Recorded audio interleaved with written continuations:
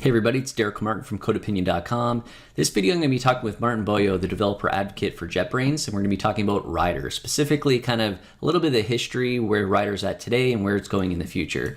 So I reached out to Maarten just so I could see kind of more so the history, because like I said, I do a lot of .NET development, specifically ASP.NET Core, but it turns out if you're doing Unity dev and you want to be using cross-plat, Rider's something to check out. So here's my interview with Maarten.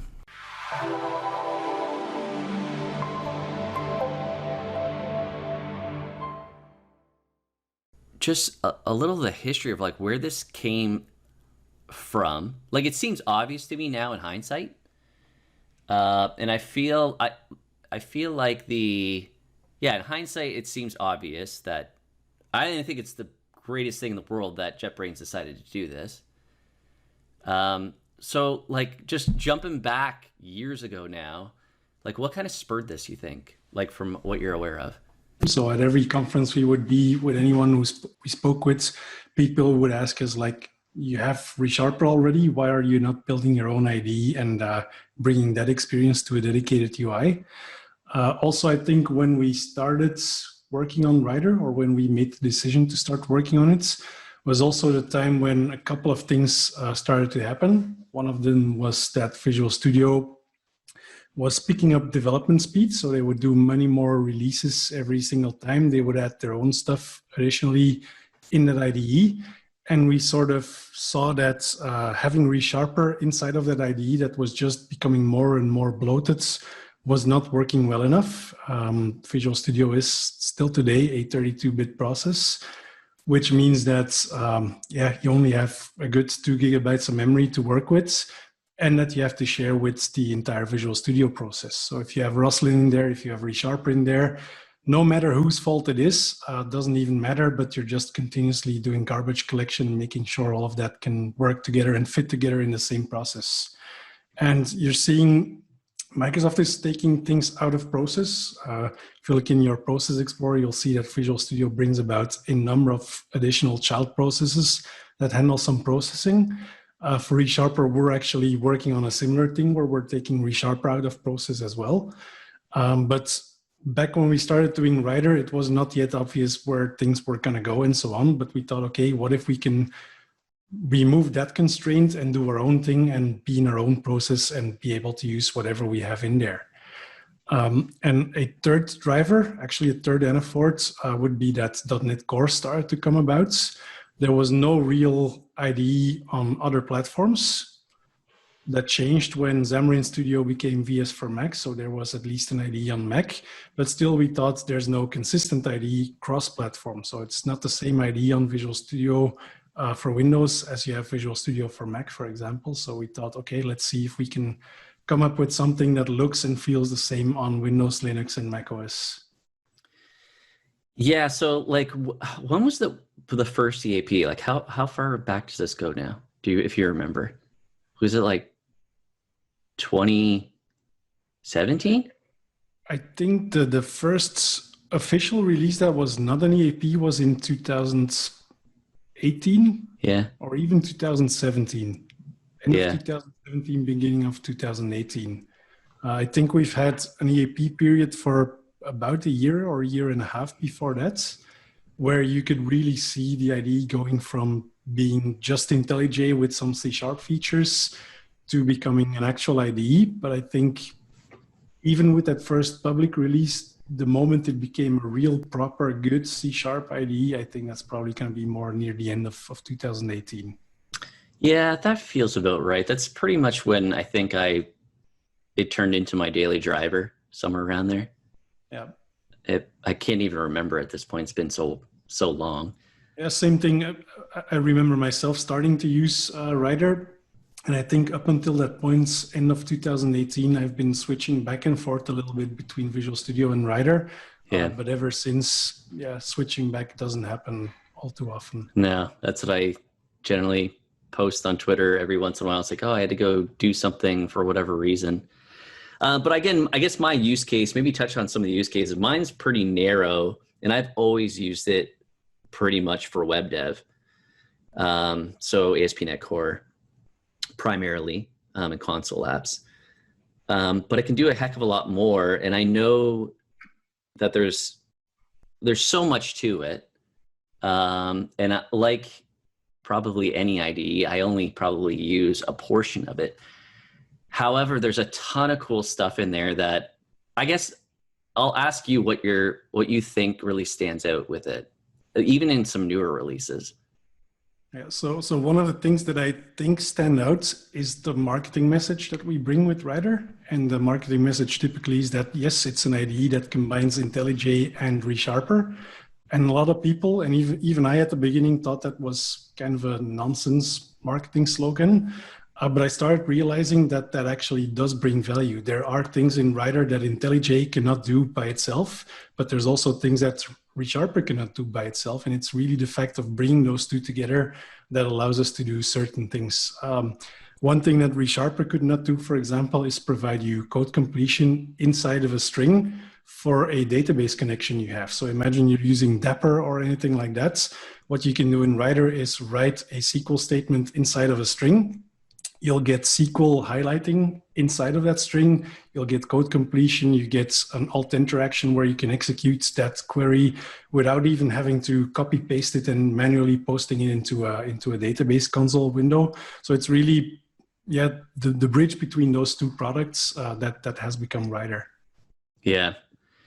Yeah, that's cool. I never even knew that was a thing. So there you go. Yeah, for me, I tell people all the time that the things that really stand out for me, there's a bunch of them, but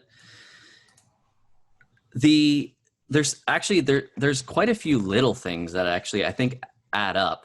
The biggest one for me, and I think you were alluding on to the first place, is just I don't have any lag at all ever, like at all. With code completions, nothing. Any refactorings. And then what's awesome is like all the Roslyn analyzers are there too that load. It's just that was originally what started my switch, was just the pure frustration of lag, I guess. And I think a lot of people still do with it today. Like in Visual Studio, when you're using additional plugins or ReSharper, and like you said, for the reasons, and whose fault that they are of what's causing the lag is kind of indifferent if you can only run on 32-bit. So, but that was my mainstay reason for changing. And once I got kind of in the mode, I think that's probably, if people are attempting Rider, I feel like it's probably any change for people is just that it feels a little bit different than probably what you're used to. Yep. But if you give it, I don't even know how long I really gave it a solid effort for. It couldn't have been more than like a week, and I was good, just because of the just responsiveness. That alone was such a big shift for me. I think it also depends a little bit on where you are coming from originally. So if you've been using a Visual Studio user for a long time, it's probably going to take a little bit longer to get used to. If you come from a Java background, or you've been using PyCharm, for example, for Python developments, the UI, a lot of the actions, a lot of the look and feel is the same as those IDs, because it's essentially the same front end that powers Rider. So for those people, I think the switch is more going to be about starting to use C# and the .NET ecosystem. Yeah, that's fair, because I was always a WebStorm user, and I had some familiarity, so it didn't seem that foreign when I started using Rider. So yeah, and I don't know if this is true or not, but is Rider essentially based off WebStorm though? Rider is essentially based off the IntelliJ. So IntelliJ, but I thought it was still like I always read there was some like connection between. I'll give you a little bit of background on how our products work. So at the core of all of the IDEs at JetBrains, there is the IntelliJ platform, and that is an open source thing. So I don't know if you've ever seen Android Studio in action. Yep. That is Google, who have built their own Android IDE on top of that IntelliJ platform. So it has the same look and feel. It feels kind of JetBrains, but it is really the open source project that they used and built upon. Now that project contains all of the editors, the fact that you can have actions, the fact that you can have menu entries, context sections, and so on. So all of those things are common across all of the IDEs built on top of that platform. Also, on top of the platform, there's a bunch of plugins, for example, for using the terminal, version control systems, and all of that. All of that typically also ships with the open source platform version, and that's also why it's available in all of the IDEs.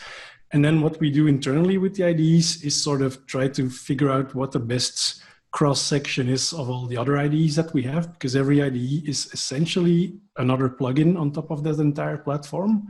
So for Rider, we thought, okay, a lot of people are using ASP.NET, a lot of people will be using TypeScript and JavaScript and so on. So let's maybe bundle all of the WebStorm plugin with Rider. So that's why it feels very familiar and very similar.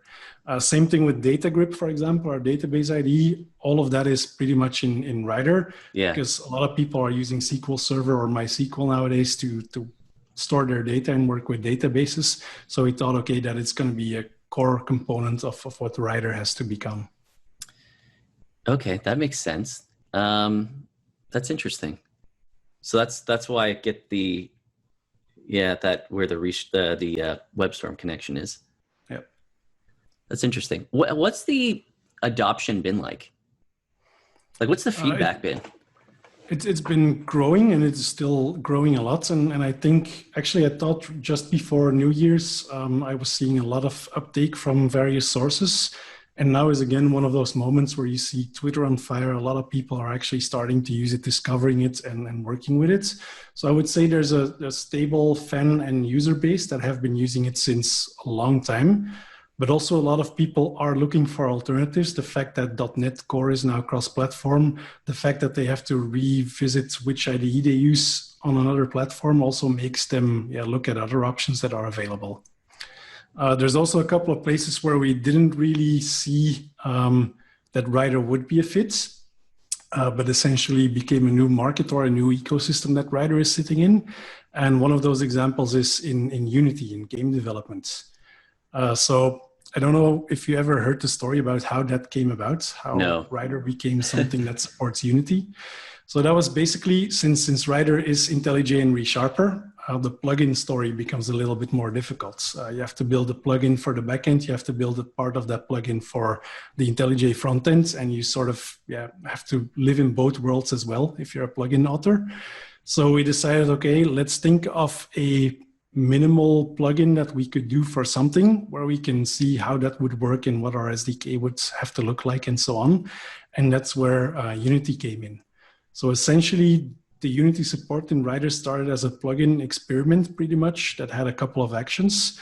Now, a number of people started using it and became excited about the fact that they could use an actual IDE to do their Unity scripting.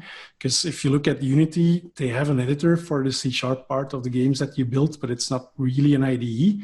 So people saw potential and started posting feature requests and so on. And that's where we saw, okay, let's maybe build on this plugin and make this a proper thing that people can use.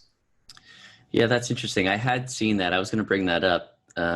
I don't do anything with Unity, so it's kind of foreign to me, but I did see that there was, like you said, like an uptick in kind of adoption on that side.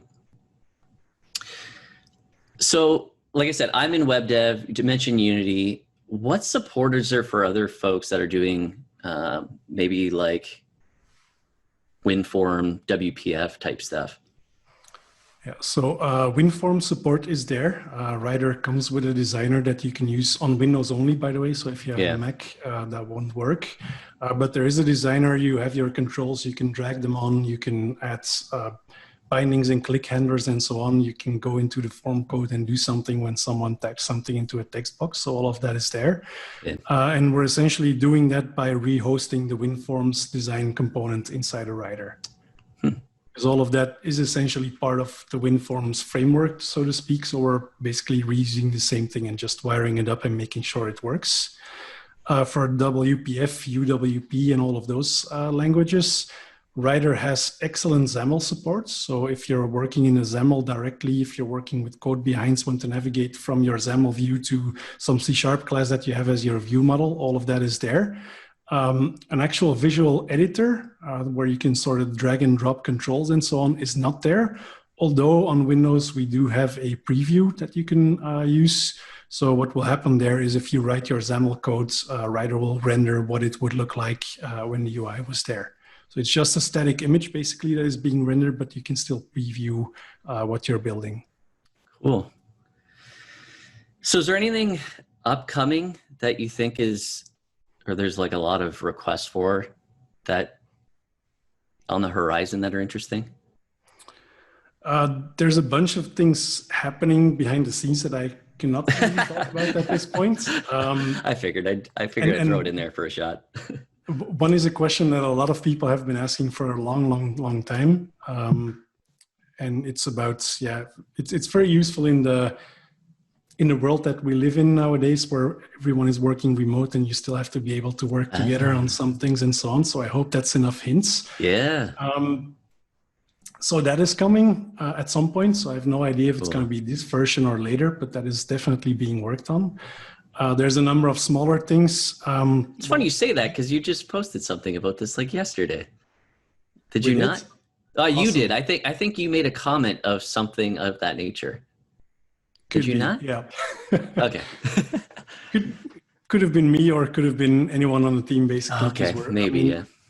We don't have real secrets. The thing is, we don't want to make it too public when we're not yet sure when it's going to ship. So that's mainly the reason why we're holding back a little bit there. Yeah. Some other stuff that's coming. I'm working on the Azure plugin a little bit to also add some additional smarts in there, making sure that you don't have to read all of the MSDN documentation about all of the nice things that are in Azure Functions, for example. I want to make sure that if you have a function that is not HTTP based, that you can just trigger it without having to dive into the documentation on how to do that.